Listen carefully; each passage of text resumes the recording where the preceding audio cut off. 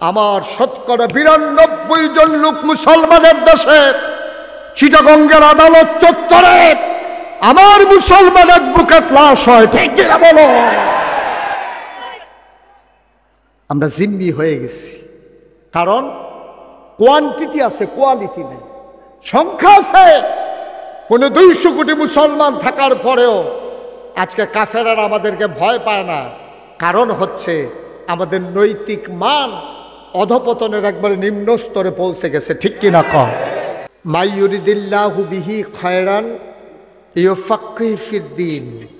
আল্লাহ যাকে কল্যাণ দিতে চায়, লাভ দিতে চায়, লোকসান থেকে বাঁচাতে চায়, ইউফাক্কিহু ফিদ্দীন, আল্লাহ তাকে দ্বীনের সঠিক বুঝ দান করেন। বলেন সুবহানাল্লাহ। দ্বীনের এই সঠিক বুঝের জন্যই জুমার খুতবার আলোচনা, মাহফিলের এই আলোচনা, নানানভাবে কথা শোনার ব্যবস্থা। দয়া করে আপনারা যারা হাতে ধরে রেকর্ড করছেন মোবাইলগুলো বন্ধ করেন, এগুলো আমাকে বিরক্ত করতেছে। বন্ধ করেন আপনি মোবাইলটা। যারা হাতে ধরে রেখেছেন, এভাবে হাতে ধরে রেকর্ড হয় না। ইউটিউবে হাজার হাজার ওয়াজ আছে, আপনি ওখানে সার্চ দিলেই দেখতে পারবেন। আমি যদি এখানে একটা লোক কথা কয়, একটা লোক নাই বলার মতো, যেভাবে কথা বলা যায় না এখানে।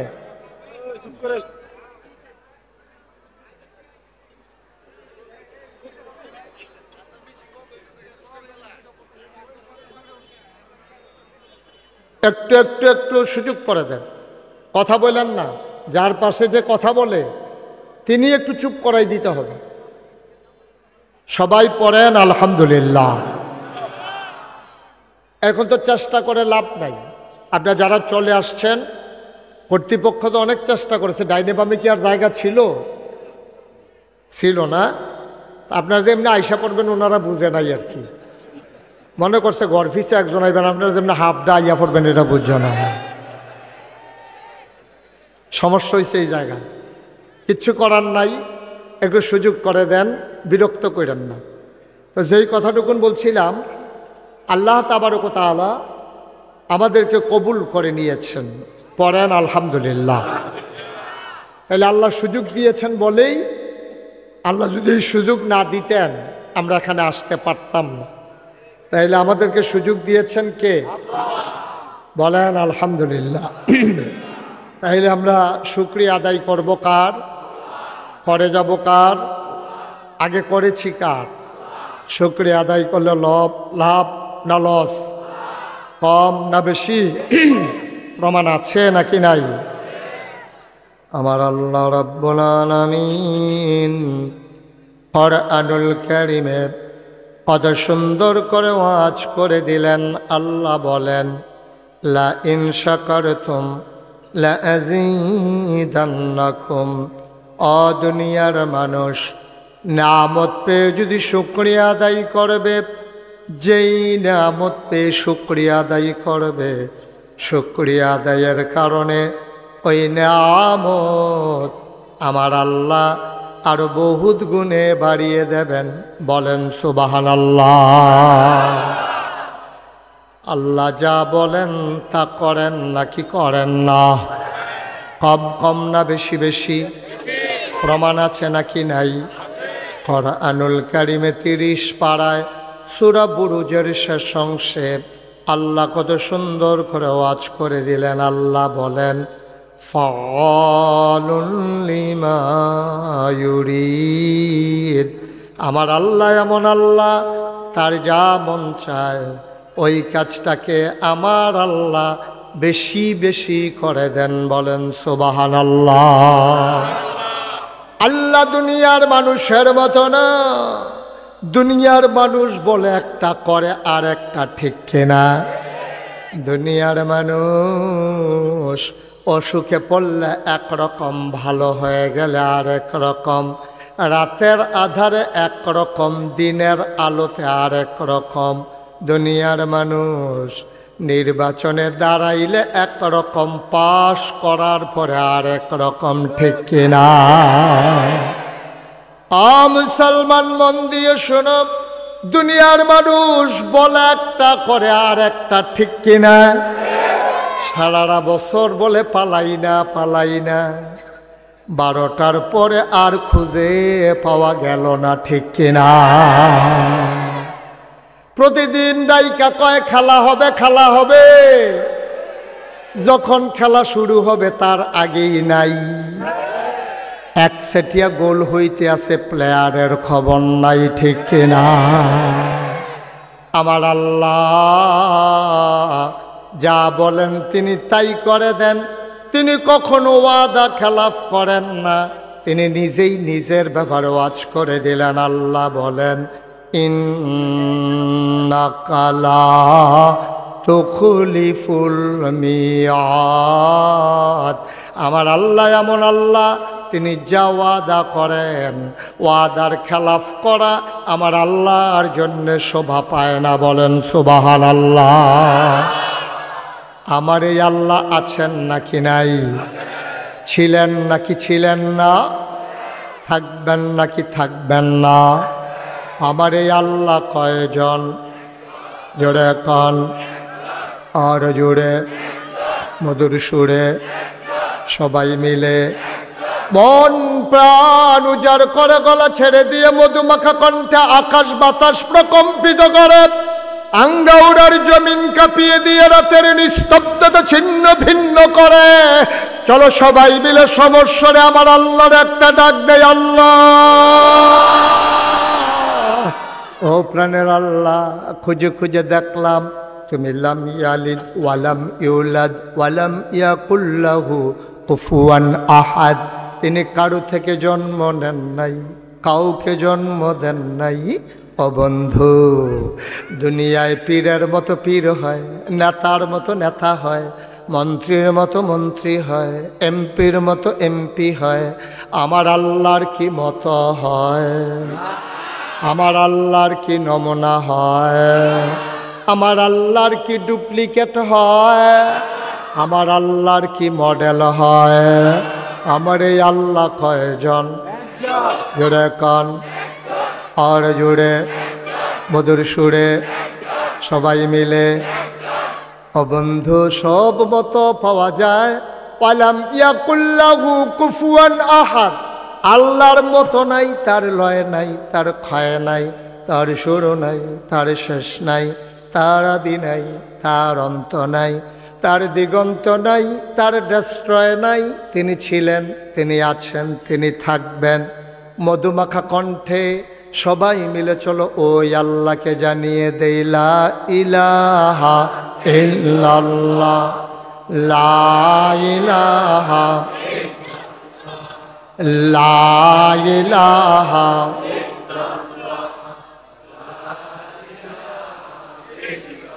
জোরে জোরে লা ইলাহা, আর জোরে লা ইলাহা, লা ইলাহা। মধুর সুরে লা ইলাহা, মাশাআল্লাহ লা ইলাহা। আসমান জমিন গায়রুল্লাহ, পাহাড় পর্বত গায়রুল, আসমান জমিন গায়রুল্লাহ, পাহাড় পর্বত গায়রুল। শুদ্ধ তুমি মাবুদ আল্লাহ, লা ইলাহা, লা ইলাহা। জোরে জোরে লা ইলাহা, আর জোরে লা ইলাহা। মধুর সুরে লা ইলাহা, মাশাআল্লাহ লা ইলাহা, লা ইলাহা। লা মাবুদা ইল্লাল্লাহ, লা মাশুকা, লা মওজুদা, লা মকসুদা। জোরে জোরে লা ইলাহা, আর জোরে লা ইলাহা। মধুর সুরে লা ইলাহা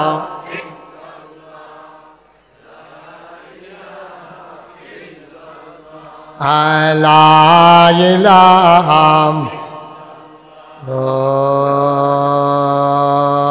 ইলাহা ইল্লাল্লাহু মুহাম্মাদুর রাসূলুল্লাহ সাল্লাল্লাহু আলাইহি ওয়াসাল্লাম। সবাই পড়েন আলহামদুলিল্লাহ, জোরে পড়েন আলহামদুলিল্লাহ। বন্ধুরা আমার, ভাইরা আমার, আমার আল্লাহ রাব্বুল আলামিন এই দুনিয়ার ভিতরে মানুষ করে পাঠানোর পরে তোমাকে আমাকে এমনে এমনে ছেড়ে দেন নাই। কোন পথে গেলে জান্নাত, কোন পথে গেলে জাহান্নাম, কোন পথে গেলে লাভ আর কোন পথে গেলে লোকসান, কোন পথে ভালো, কোন পথে মন্দ, কোন পথে কল্যাণ, কোন পথে অকল্যাণ, কোন পথে শিরক বেদাত, কোন পথে তাওহীদ রিসালাত, কোন পথে কুফর আর কোন পথে ইসলাম জানানোর জন্য আমার আল্লাহ যুগে যুগে মানুষদের মাঝ থেকে যাচাই করে বাছাই করে করুণা করে দয়া করে মায়া করে একদল উত্তম চরিত্রের মানুষ যাদের গুনাহ নাই, গুনাহ হওয়ার সম্ভাবনাও নাই, এমন একদল মানুষকে আমার আল্লাহ আমাদের জন্য নবী এবং রাসূল করে পাঠাইছে। বলো সুবহানাল্লাহ। এই নবীর মাঝে যিনি সবার শেষ, যিনি সবার সেরা, যিনি ইমামুল মুরসালিন, যিনি খাতামুন নবীন, যিনি রাহমাতুল লিল আলামিন, মক্কার মতি মদিনার জ্যোতি দুকুলের সাথী, ফখরে মওজুদাত সৈয়দুল আনাম, রহমতে দু আলম, হুজুরে পরনূর সাল্লাল্লাহু আলাইহি ওয়াসাল্লাম, তিনি তোমার নবী, তিনি আমার নবী, ঠিক কিনা? এই নবীজি ১,৫০০ বছর আগে দুনিয়াতে এসে মানুষগুলোকে দিনের পথে ডাকলেন, অন্ধকার থেকে নিয়ে আসলেন আলোতে, গোমরাহি থেকে নিয়ে আসলেন হেদায়েতে, কুফর থেকে মানুষগুলোকে নিয়ে আসলেন ইসলামে। মানুষগুলো হয়ে গেল দুই ভাগ, একদল আল্লাহওয়ালা আর একদল শয়তানওয়ালা, একদল জান্নাতি আর একদল জাহান্নামী, একদল ফেরেশতার চাইতে উত্তম আর একদল জানোয়ারের চাইতে খারাপ, ঠিক কিনা? মানুষ দুই ভাগ। বসে পড়ুন, পেছনে দাঁড়িয়ে আছেন, বসেন। আপনারা দেখছে, মানুষ অনেক দেখছে, অনেকক্ষণ দেখছে। হ্যাঁ, দেখার এই রমজান আমরা চেয়ারম্যান সবেও ঘুরি থাকলো, তোমরা যেমনি দেহানের লেগে খেলি দিছ বলা। হ্যাঁ হ্যাঁ, যেখানে বইয়া থাকেন সিফা দিয়ে। হ্যাঁ, আমিন কন, জোরে কন। দয়া করে শুধু একটু সুযোগ দেন, কথা বললেন না, আর আল্লাহর কাছে দোয়া করতে থাকেন। আল্লাহ যেন আমার মুখ দিয়ে সেই কথাগুলো বের করে দেন যেগুলো আমার জন্য দরকার এবং আপনাদের জন্য দরকার। সবাই পড়েন আমিন। পরস্পর কথা বললেন না, এদিক সেদিক তাকাইয়েন না, শুধু আমার দিকে তাকাই থাকবেন। না করছিলাম তোমারে, কথা তো শোনো না ভাই, কথা শুনতে হবে তো। এই 12টা মাস আমার ইউটিউবের ভিতরে চা, আমার জন্য ভিতরে চাওয়ার লাগে বাড়িয়ে আইছি, তো ভিতরে যদি চাইয়া তো আর বাড়ি ইসলাম জিততা, ভিতরে থাকতাম, এটাই ভালো আছে, বুঝলাম না কিছু। আমিন কন, জোরে কন। তাহলে এই নবীজি তিনি দুনিয়াতে এসে মানুষকে ডাকলেন, ডাক কেউ শুনলেন, কেউ শুনল না। যারা শুনলেন তারা নবীর সাহাবা, তাদের ব্যাপারে কোরআন শরীফ। আপনি চেয়ারটা ঘুরান, আমার দিকে ঘুরান। ওয়াজ এখনো হেলো সাই শুন কিতে বা ঘুরাইব না চেয়ার, আরে ঘুরান চেয়ারটা। এ আপনার তো ঘুরা, চেয়ারম্যান সাহেবটা ঘুরে দে। সে বুঝছে না, সে বুঝছে, মার হাবা কয় না রে। আমি তো একবার গেছিলাম 14 গ্রাম। কি গ্রাম? 14 গ্রাম ওয়াজও গেছি। পরে আমার লগে দিয়ে একজনে বইয়া রয়েছে, এবার চাইয়া রয়েছে সামনের দিকে। আমি কতবার এবার কইলাম, ও আপনি আমার দিকে ঘুরাবন, যত কই এবার ঘুরে না। 3-4 বার কইছি, এবার ঘুরে না। পরে শেষ পর্যন্ত গেলে, ও আপনি যদি আমি কই ঘুরাবো তুমি ঘুরেন না খা। কই হুজুর আমি এই এলাকার চেয়ারম্যান। আমি কই চেয়ারম্যান হইলে কি ঘুরা নিষেধ? কই হুজুর আপনার তো বাড়ি হইলো ব্রাহ্মণপাড়া, তা আমি হইলাম 14 গ্রামের চেয়ারম্যান, সব বুট হইলো আমার সামনে, আপনার ফেলছে আলাপ কি? পরে অনেক কষ্ট করে ঘুরাইয়া টুরাইয়া ঠিক করে দিয়েছি। কি ওরা আমিন কন। তো যেই কথাটুকু বলছিলাম, নবী যখন ডাকলেন, কথা মনে আছে? কত বছর আগে? 1500 বছর। কত বছর আগে? কথা কন। 1500। কয় হাজার? 1500 বছর আগে নবী যখন ডাকলেন, তো ডাক দেওয়ার সবাই শুনে না, একদল শুনছেন।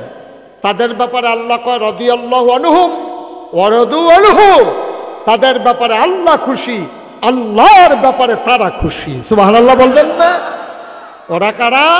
আবু বকর, ওমর, উসমান, আলী, তালহা, জুবাইর, আব্দুর রহমান ইবনে আউফ, সাদ ইবনে রাবিয়া, আব্দুল্লাহ ইবনে আব্বাস, আব্দুল্লাহ ইবনে মাসউদ। সুবহানাল্লাহ বলবেন না? আরেক দল মানুষ, তারা নবীর কথা শুনলেন না, মানলেন না। ওরা কারা? যাদের ব্যাপারে আল্লাহ কোরআনে ওয়াজ করে দিলেন, ওয়ালাহুম কুলুবুল লা ইয়াফকাহুনা বিহা ওয়ালাহুম আয়ুনুল লা ইউবসিরুনা বিহা ওয়ালাহুম আযানুল লা ইয়াসমাউনা বিহা উলাইকা কাল আনআম বাল হুম আদাল। আল্লাহ কয় দুনিয়ার ভিতরে আরেক দল মানুষ এমন, ওয়ালাহুম কুলুবুল লা ইয়াফকাহুনা বিহা, তাদেরকে মন দিয়েছি, তাদের বোঝ নাই। ওয়ালাহুম আয়ুনুল লা ইউবসিরুনা বিহা, তাদের চোখ আছে তারা দেখে না। ওয়ালাহুম আযানুল লা ইয়াসমাউনা বিহা, তাদের কান আছে তারা শুনে না। সাধারণ মানুষ কয় আল্লাহ এটা আবার কেমন মানুষ? আল্লাহ কয় আমি কি বলছি নাকি মানুষ? উলাইকা কাল আনআম, ওরা হলো চতুষ্পদ জানোয়ারের মতো। আল্লাহ কয় না রে না, বাল হুম আদাল, এটা জানোয়ারের চাইতে আরো নিকৃষ্ট। ঠিক কিনা? ওরা কারা? আবু জাহেল, আবু লাহাব, উতবা, শাইবা, মুগীরা, ওই কাফেরের দল। ওরা জানোয়ারের চাইতে নিকৃষ্ট। এটাকে মুশতাক ফয়েজির কথা না, আল্লাহর কথা। আমরা জান্নাতি, ঠিক কিনা? আমরা আল্লাহওয়ালা, ঠিক কিনা? আমরা ফেরেশতার চাইতে উত্তম, ঠিক কিনা?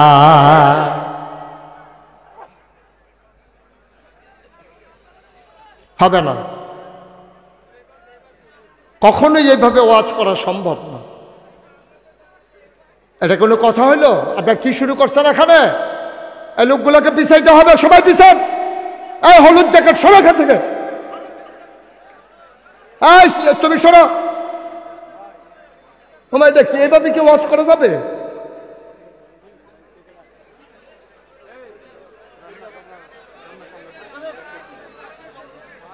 আর তুমি কথা বলো না, বারবার কথা।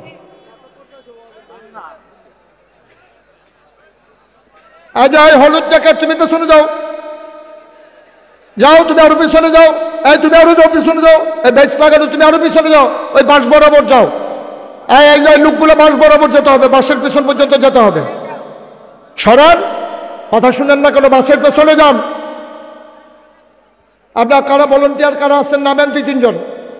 এইভাবে কি ওয়াজ হয় নাকি? এদিক দিয়ে আওয়াজ করবে, এদিক দিয়ে আওয়াজ করবে, আমি ওয়াজ করবো কেমনে ভাই?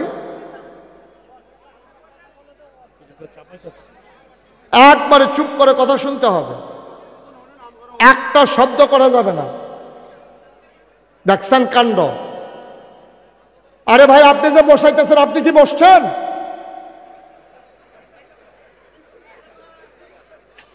আপনি নিজে না বসে আরেকজনের যদি কোন বসেন, হবে নাকি? বাংলাদেশ তো খাইছে এই বিপদে। কোরআন শরীফের আয়াত কয় কাম করে শয়তানের মতো, ঠিক কিনা কও? ওই মদিনার সনদ মতো দেশ চালাবো, আর ক্ষমতা পাইলে আর ছাড়তে চায় না, ঠিক কিনা কও?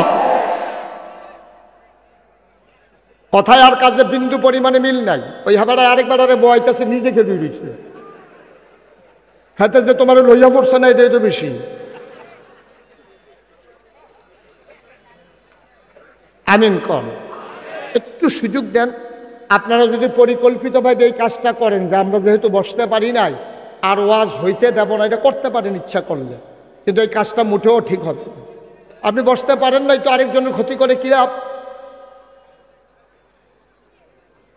আমাকে একটু সুযোগ দেন। আপনারা কথা বললেন না, যেমনি আসেন এমনি থাকেন। কি করবেন ভাই? লোক আইসা পড়ছে বেশি, সময়টা আলাদা কেন? আর নইলে তো আপনারা বিচারেও পাওয়া গেছে না, এরকম দিন গেছে। এটা তো আমি বুঝি তো সব শব্দ কখনো জানা, তারপরে আমি আবার কইয়াও লাগে। হ্যাঁ, আমিন কন, জোরে কন, আরো জোরে। তো যেই কথাটুকুন বলছিলাম, তো নবীজি যখন দাওয়াত দিলেন, মানুষ হলো কয় ভাগ? একদল আল্লাহওয়ালা আর একদল শয়তানওয়ালা। আমরা কি শয়তানওয়ালা না আল্লাহওয়ালা? মাশাআল্লাহ, আমরা আল্লাহওয়ালা হতে চাই। এখন আমরা জাহান্নামী না জান্নাতি? আমরা কি জান্নাতি হতে? তাহলে আজকে একটা মজার কথা শুনবো যে জান্নাতি হতে হলে কি করা লাগবে। ১৫০০ বছর আগে নবীজি বলেছেন। কয় হাজার বছর আগে? যে তোমাদের ভিতরে যদি 5টা কাজ চলে আসে। কয়টা? আমরা যদি 5টা কাজ করি, ১৫০০ বছর আগে নবী বলছেন যে তোমাদের ভিতরে যদি 5টা কাজ জেঁকে বসে, অথবা 5টা কাজের ভিতরে তোমরা লিপ্ত হয়ে যাও, আমি খুব ভয় পাচ্ছি, আমি আশঙ্কা করছি তোমরা ধ্বংস হয়ে যাবে, জান্নাতের কাছেও যাইতে পারবা না। এই জন্য আমি আল্লাহর কাছে সাহায্য চাই, আমার উম্মত যেন এই 5 কাজে লিপ্ত না হয়ে যায়। সবাই কোন আমিন। আমরা এখন শোনার দরকার আছে নাকি না এই 5টা কাজ? আল্লাহর নবী হযরত আব্দুল্লাহ ইবনে উমর রাদিয়াল্লাহু তাআলা আনহু থেকে বর্ণিত, ইসলামের দ্বিতীয় খলিফা উমর। মানুষটা ছোট না বড়? নরম না গরম? সাংঘাতিক গরম উমর। মক্কার এমন কোনো কাফের নাই যেই কাফের অবস্থায় উমরের হাতের মাইর খায় নাই। বলো সুবহানাল্লাহ। আহা, কথা তো একটা মনে পড়ে গেছে, কইলাম উমর যে কি গরম। যেই বছর উমর ইসলাম গ্রহণ করলো, খুব খেয়াল করে শুনেন ভাই, দাঁড়াইও শোনা যায়, বিরক্ত করেন না, একটু শুনেন, মজা পাবেন, আনন্দ পাবেন। এবং দ্বীনের নসিহা নিয়া বাড়িতে গেলে ওই অনুযায়ী আমল করলে সবাই দেখবে আপনার মাটির কবর। আপনি কবরে গিয়ে দেখবেন মাটির কবর মাটি নাই, মাটির কবর জান্নাতের টুকরা হয়ে গেছে। বলেন সুবহানাল্লাহ। একটু সুযোগ দেন, আমিন বলেন, জোরে বলেন। আব্দুল্লাহ ইবনে উমর থেকে বর্ণিত, ওমরের ছেলের নাম হইল আব্দুল্লাহ। বাপ কাছ বেটা, বাপও যেমন ছেলেও তেমন। এই হাদিসে যাওয়ার আগে বাবার কথাও শুনবো, ছেলের কথাও শুনবো, দরকার আছে নাকি না? এই উমর, তিনি যেই দিন ইসলাম গ্রহণ করলেন, লম্বা ঘটনা বলা আমার উদ্দেশ্য না। আল্লাহ যারে হেদায়েত দেয় কেমন করে কয় দেখেন। অনেক সময় দেখবেন বাড়িওয়ালা জাহান্নামে চলে গেছে, বসুইরা কামলা জান্নাতে চলে গেছে। দোকানদার জাহান্নামী, নামাজের সময় বসে বসে দোকানদারি করে। আর দোকানের যে কর্মচারী চাকরি নেওয়ার সময় মালিককে বলেছে, মালিক আমার গোস্তাকি মাফ কর দিজিয়ে, বেয়াদবি মাফ করবেন, আমি আপনার সততার সাথে চাকরি করব, চুরি বাটপাড়ির ভিতরে আমারে পাবেন না, তবে দয়া করে আপনার এখানে ডিউটি করব 3টা নামাজের সময়, জোহর আসর মাগরিব। আমারে খাওয়ার সময় দিলে দেবেন, না দিলে নাই। 3টা নামাজের সময় কিন্তু আমার ছুটি লাগবেই লাগবে। সুবহানাল্লাহ, জোরে কইতেন না? আপনি তো এরকম করলে ভাই ক্যামেরাটা নিয়ে সরেন, আপনি এখান থেকে সরেন, এখান থেকে।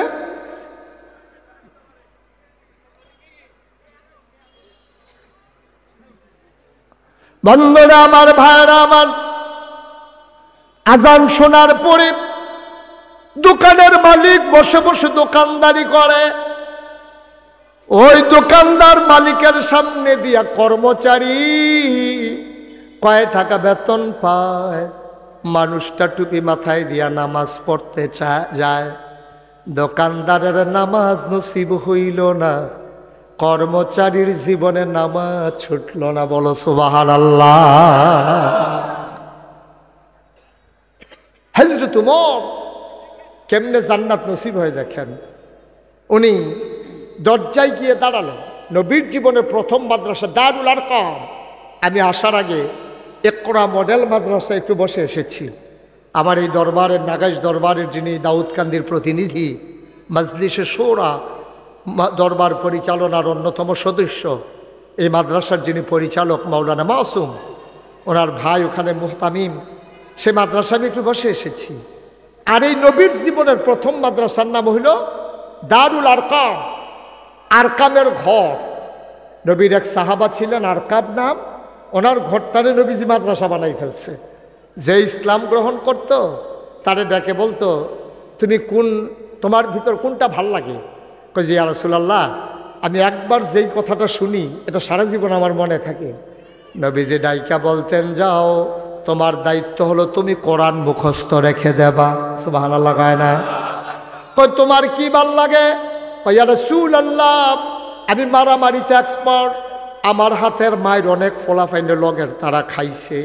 কয় ঠিক আছে, তোমার দায়িত্ব দেওয়া হলো তরবারি পরিচালনা করবা, আর আজাগায় কুজাগায় মারামারির দরকার নাই, কাফের বেদিনের সামনে তুমি যুদ্ধ করবা।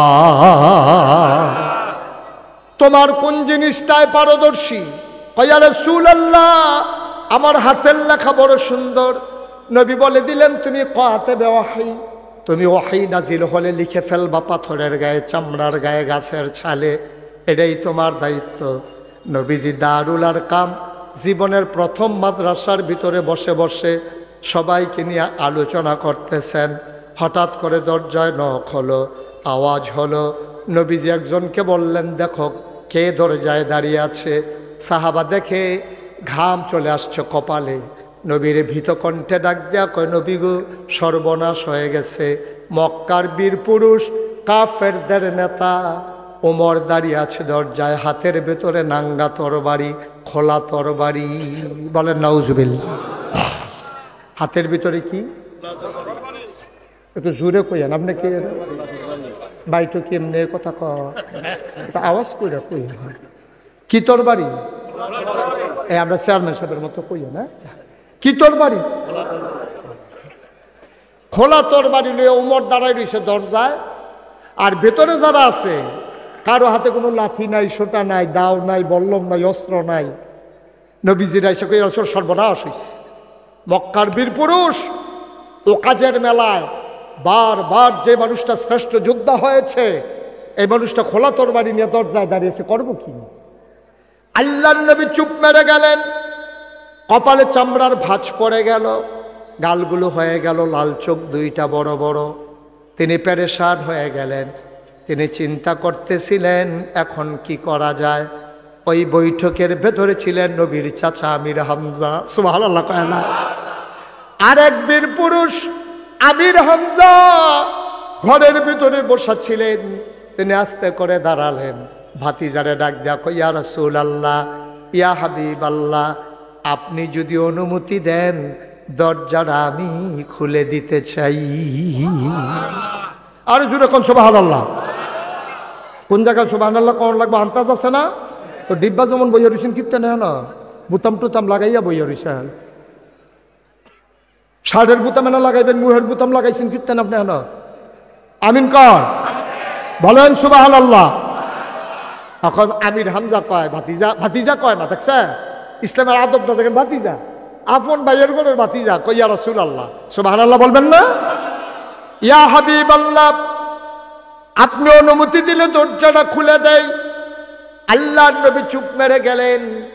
টপ টপ করে চোখের পানি পড়তেছে। আমির হামজা চাচা ডাক দেয়া কয়, ইয়া রাসূলুল্লাহ, কাঁদেন কেন? নবীজি ডাক দেয়া কয়, চাচা, জন্মের আগেই আব্বা হারিয়ে ফেলেছি। আমার আব্বাও আমারে দেখে নাই, আমিও কোনোদিন আব্বা দেখি নাই। ছোট ছোট বাচ্চারা আব্বা আব্বা বলে যখন ডাক দেয়, আমারও মন চায় আমিও যদি একবার আব্বা বলে ডাক দিতে পারতাম। বাবা নাই, বাবা ডাক দিতে পারি না। আপনারে দেখলে আব্বার কথা মনে পড়ে যায়। আপনি যে দরজা খুলতে যাবেন, আমির উমরের হাতে খোলা তরবারি, উমর যদি আপনার উপরে ঝাঁপিয়ে পড়ে আপনি কেমনে আত্মরক্ষা করবেন? আমির হামজা ডাক দেয়া কয়, নবী গো, অনবী, আপনি শুধু অনুমতি দেন আর দোয়া করে দেন। কেন জানি আমার মনটায় সাক্ষী দিছে আমার তরবারি লাগবে না। ওমরের মতলব যদি ভালো হয় ওমর ভেতরে ঢুকবে, আর যদি আক্রমণ করার ইচ্ছা থাকে খোদার কসম আমার তরবারি লাগবে না।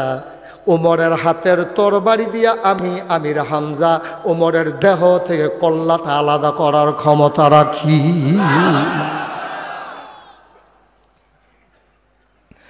আল্লাহর নবী বললেন, দরজা খুলে দেন। দরজা খুলে দেওয়া হলো। আবার উমর আমির হামজার সামনে দাঁড়িয়ে আছেন, আমির হামজা দরজার মাঝে দাঁড়িয়ে আছেন। ওমর ঢুকতে গেলে আমির হামজা সরা লাগবে, নাইলে ঢুকতে পারবে না। এবার ওমর চুপ মেরে দাঁড়িয়ে আছেন, কপালের সামনের চুলগুলো থেকে টপ টপ করে পানি পড়তেছে। আমির হামজা পরবর্তীতে কয়, আমি ওনার চেহারার দিকে তাকাইলাম, আমি কুফুরির কোনো ছাপ দেখতে পাই নাই। উনি যে কাফের চেহারা দেখে আমার মনে হয় নাই। আর চুলগুলো থেকে যে পানি পড়তেছিল আমার মনে হচ্ছিল উমরের জীবনের সবগুলা গোনা যেন পানি হয়ে টপ টপ করে পড়তেছে।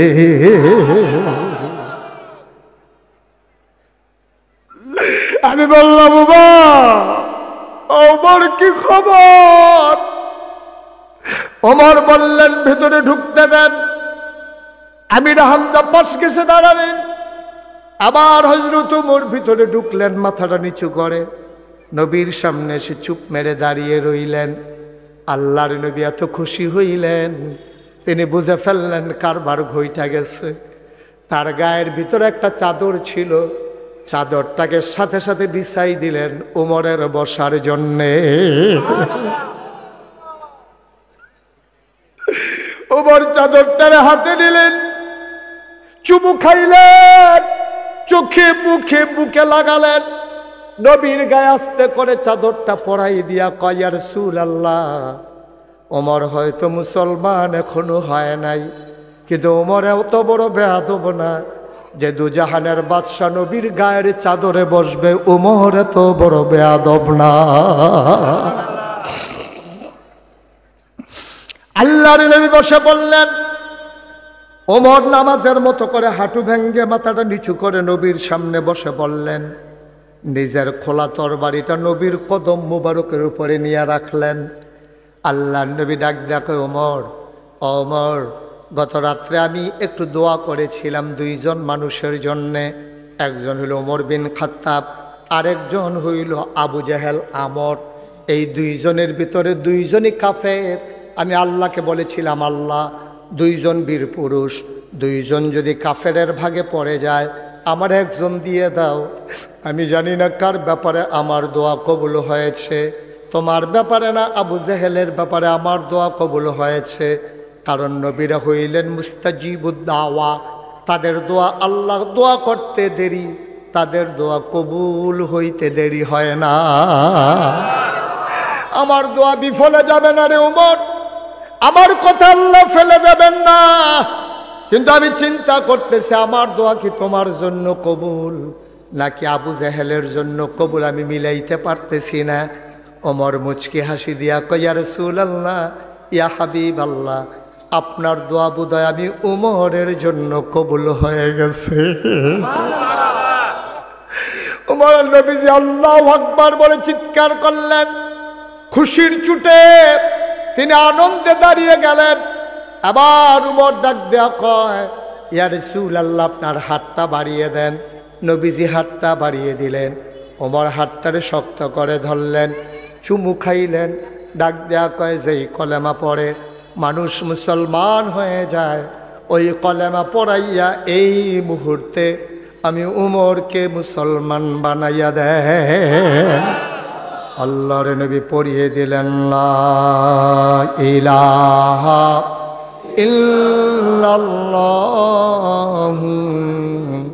মুহাম্মাদুর রাসূলুল্লাহ সাল্লাল্লাহু আলাইহি ওয়াসাল্লাম।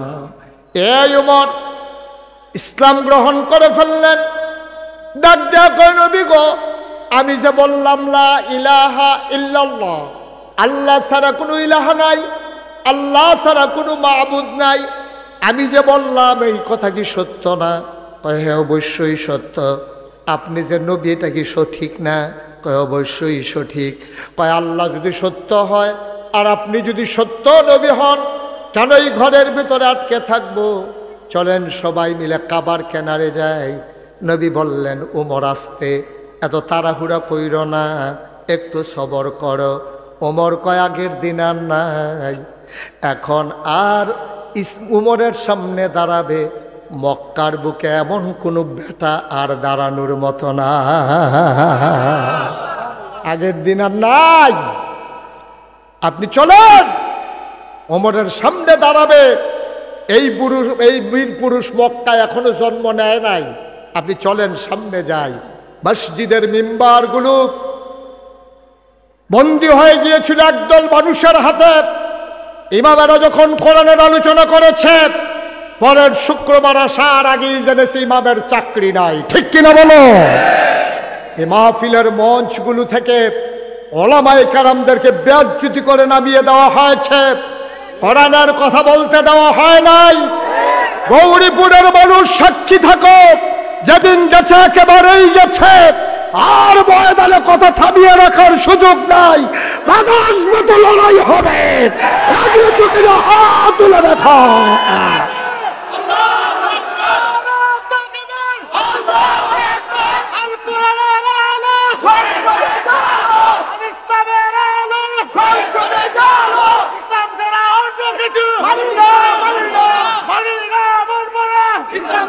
সবাই পড়ে না আমিন, জোরে পড়ে না আমিন। ওমর ডাক দিয়া কয় নবী গো, আগের দিন আর নাই, চলেন সামনে যাই। ওমর ঠিক ঠিক কাবার দিকে রওনা করেছেন, নবী থামাতে পারলেন না। নবী বললেন আমরা হলাম মাইনরিটি, ওরা হলো মেজরিটি, আমরা সংখ্যায় কম, ওরা সংখ্যায় বেশি, তারপরেও যাবো? বলো যে হ্যাঁ চলেন। হযরত ওমর আস্তে করে এই রেফরাইট করতে করতে ধুলার ঝড় উঠিয়ে হযরত ওমর চলে গেলেন কাবার কিনারে।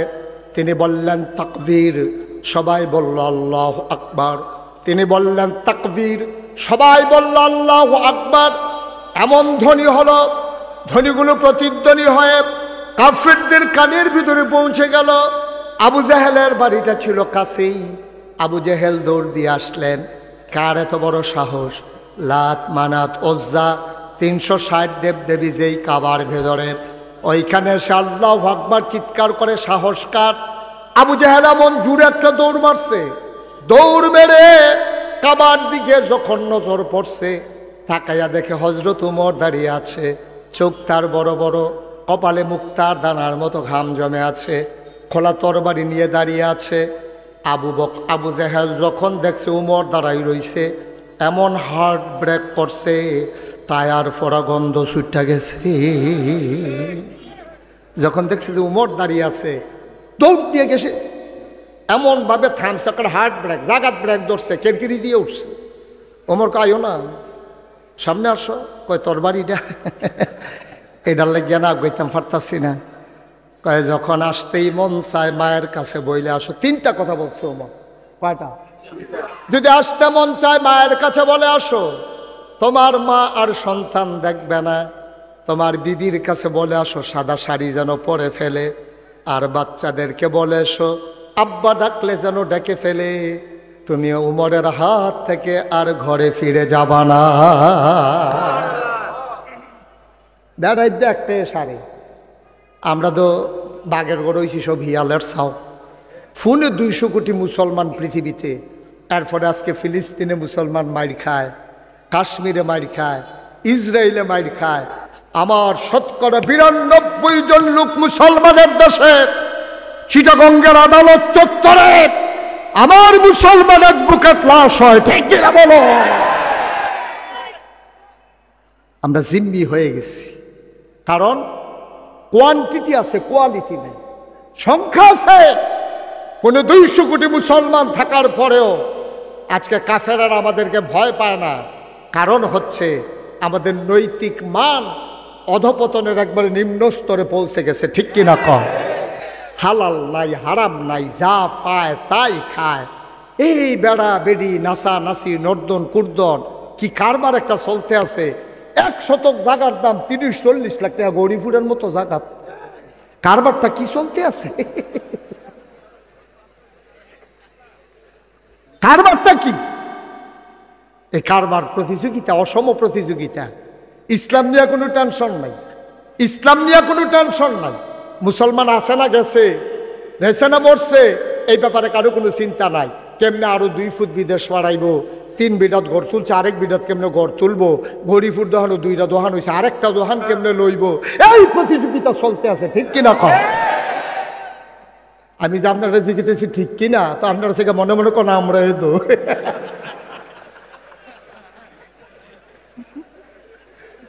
আহারে মুসলমান রে, আহারে মুসলমান, কষ্ট হইতেছে বোধহয় না?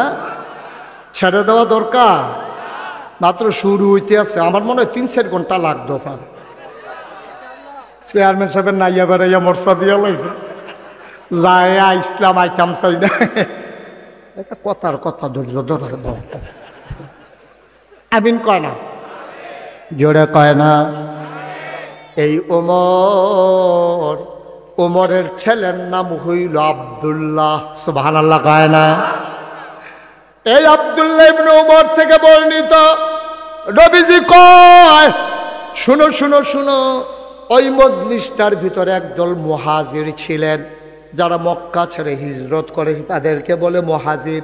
নবীজি ডাক দেয়া কয়, 5টা জিনিসের ব্যাপারে আমি আশঙ্কা করতেছি, তোমরা যদি এটার ভিতরে ঢুইকা যাও, তোমরা সাংঘাতিক বিপদের ভিতরে পড়ে যাবা, ক্ষতির ভিতরে পড়ে যাবা। এই জন্য আমি আল্লাহর কাছে ফানা চাই যেন আমার উম্মতকে আল্লাহ 5টা জিনিস থেকে হেফাজত করে। আমি একটা একটা করে বলবো, তোমাদের মনে হবে নবী যেন আজকে গৌরীপুর বসে বসে কথাগুলো বলতেছে, আমাদেরকে দেইখা দেইখা যেন বলতেছে। হুবহু 5টা জিনিস আমাদের সাথে দেখবা মিলে যাবে, ঠিক কিনা? 1 নম্বরে, খেয়াল করে শোনো, 1 নম্বরে নবীজি কয়, যেই 5টা জিনিস তোমাদেরকে বিপদে ফেলে দেবে, 1 নম্বরে হইল জিনা। জিনা বহুলভাবে ছড়িয়ে পড়বে। আজকে যদি বলো বাংলাদেশে এমন একটা এলাকা নাই, এমন একটা গ্রাম নাই, এমন একটা শহর নাই যেই জায়গায় অবাধ মেলামেশা শুরু হয় নাই, ঠিক কিনা? আমরা মনে করি জেনা মানে হচ্ছে অবৈধ মেলামেশা। এই মেলামেশার হলো জিনার চূড়ান্ত রূপ। এর আগে আরো জেনা আছে, চোখের জিনা আছে, কথার জেনা আছে, চাওয়ার জেনা আছে, চলাফেরার জেনা আছে। তুমি চোখ দিয়ে সুন্দরী নারীর দিকে তাকিয়ে আছো, তুমি তারে ছৌ নাই, ধরো নাই, তার সাথে অবৈধ মেলামেশাও হয় নাই, কিন্তু চোখ দিয়া যে তুমি তাকাই রইছো, এইটা হয়ে গেছে চোখের জিনা, ঠিক কিনা? এটা পুরুষ মহিলার দিকে হইতে পারে, মহিলা পুরুষের দিকে হইতে পারে। আল্লাহর নবী একদিন ঘরের ভিতরে বসে আছেন, এমন সময় নবীর বিবিরাও আছেন। অন্ধ সাহাবা উম্মে মাকতুম এসে ঢুকলেন। নবীজি বললেন, এই একটা পুরুষ লোক ঢুকলো, তোমরা যে কেউ দৌড় দিলা না, চলে গেলা না, কারণটা কি? মহিলারা কয়, আমাদের আম্মা জানেরা কয়, ইয়া রাসূলুল্লাহ, যেই মানুষটা ঢুকেছে উনি তো চোখে দেখে না। নবীজি কয়, উনি দেখে না, তোমরা কি উনাকে দেখো না? ইসলাম কি জিনিস দেখেন, কি জিনিস ইসলাম। আরে উনি তোমাদেরকে দেখে না, তুমি কি তোমরা কি উনাকে দেখো না? তোমরা মহিলারা কি পুরুষকে দেখো না? এখন আমরা দেশের মহিলারা মনে করে যে বাজার করতে গিয়া এবিডি যদি বেড়াইতে ফাইল চাইয়া থাকে, এটা কোনো দোষ না। বেড়াইতে এবিডির ফাইল চাইলে হইল দোষ, দুই দোষ, ঠিক নিও। ও তার ফাইল চাইতে পারতো না, তাইও তার ফাইল চাইতে পারতো, ঠিক রে? আগের দিনও কথা তো একটা মনে পড়ছে, এটা কি কইলি তা আর আইনা না সুবিধা হয় না কই এলাই মার হাবা কয় না রে। আগের দিন আলেম ওলামা দেখলে বেডিতে দৌড় দিত, হুজুর আইয়ে লোক কইয়া সকলে দৌড় দিয়া যাইতো গা, হুজুর আইয়ে মহিলারা রাস্তায় আইতো না। তখন যে দৌড় দেয় না তা না, আমরা যে রাস্তাঘাটও যাই, শহরে গ্রামে ট্রামে যাই, আমরারে দেখলেও মহিলারা দৌড় দেয়, হুজুর আইয়ে কইয়া দৌড় দেয়। এরপরে দিয়ে আরো 15-20 জন লইয়া আইছে, সাইলেজ আইবিয়ে না। আগে দৌড় দিত, হুজুর আইয়া ফসল যাই গেলে আর আইসা না। আর অহন একজনে দেখলে 15-20 জন লইয়া গিয়ে হুজুরে জাগিতেছে না, চাইলে আইবিয়ে না। মোটামুটি একটা কেয়ামত যাইতে আছে আর কি, নাউজুবিল্লাহ কইতেন না। পর্দার আড়ালের আমার মায়েরা, গৌরীপুরের মায়েরা মনে কষ্ট নিয়েন না। আমি মুশতাক ফয়েজি আপনাদের শত্রু নাম্মা। আমার অনেকেই কয় হুজুর ওয়াজ করতেন লইলে আপনার বেড়াইতের বিরুদ্ধে কন, বেড়াইতে কি দেখেন না? আমি কই বেড়াই তো দেখি, বেড়িয়েই তো দেখি। আমার একটা চিন্তা আছে মহিলারে বেশি বেশি বলার পেছনে। আমার বিশ্বাস আম্মা যদি ভালো হয়ে যায়, আব্বাও ভালো হবে, ভাইও ভালো হবে, আমার বোনও ভালো হয়ে যাবে, ঠিক কিনা? আম্মায় যে কি ডাকতো আমি টের পাইছি সফারা গিয়া। কি ফারা? সফারা ছিলেন না? সফারা ছিলেন না? এদিক দিয়ে গরিবপুর দিয়ে ঢুকে সামনে গেলে হয়তো সফারা সফারা এই সফারা মাহফিল গিয়া টের পাইছি যে আমার আম্মারা কত বড় ডাক্তার। আমি ইসলাম শাহ ওই ওয়াজের ভিতরে কইছি আর কি, যে আমরা হুজুররা যত ওয়াজ করি, ওয়াজে কোনো মহিলারা বেড়াইতে ধরে না। আমরা ওয়াজ করি 2 ঘন্টা।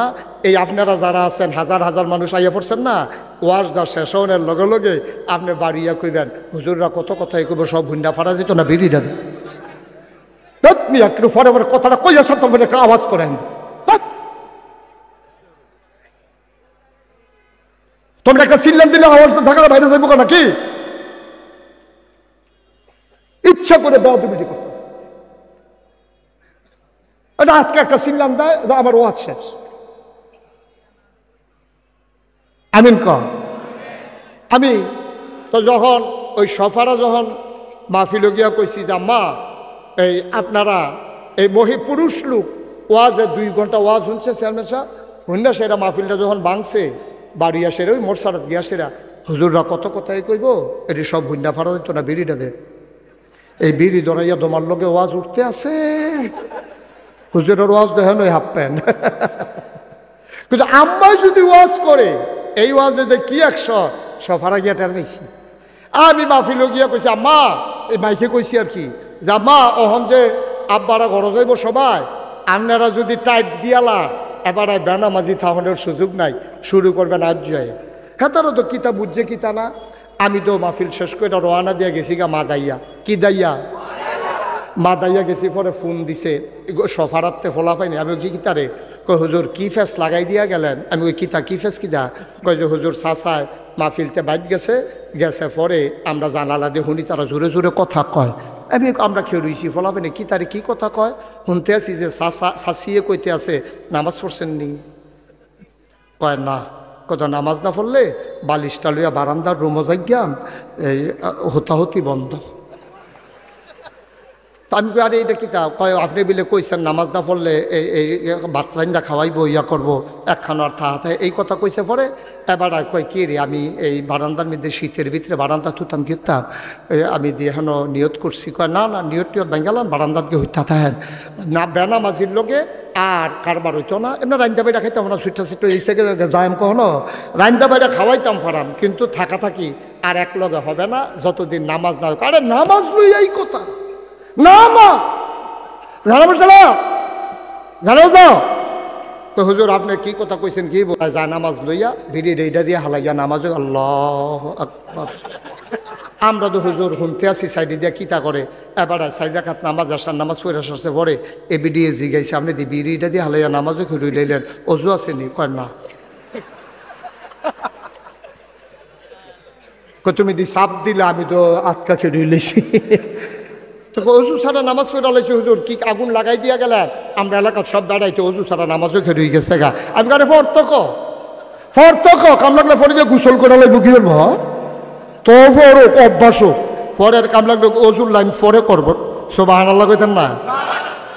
আমরা যদি সারা বছরের নামাজের কথা কই আপনারে ধরে না, আম্মায় যখন চাপ দেয় আব্বা পুরা হাফের মতো সোজা ঠিক কিনা কও? তাইলে ওয়াজ কি বেশি দরকার বেড়াইতেন না বেরিয়েটা? এর লাগে আমার ওয়াজের ভিতরে আমি মহিলারা আমার মার আরে সোজা করতাম চাই। আমার বিশ্বাস আমার মা যদি সোজা হয়ে যায় তাইলে যেই মাইয়ারা কলেজও পড়ে তাই ছুটি হইলে আর 8টার সময় আইতো না, 4টায় আইব ঠিক কিনা কও?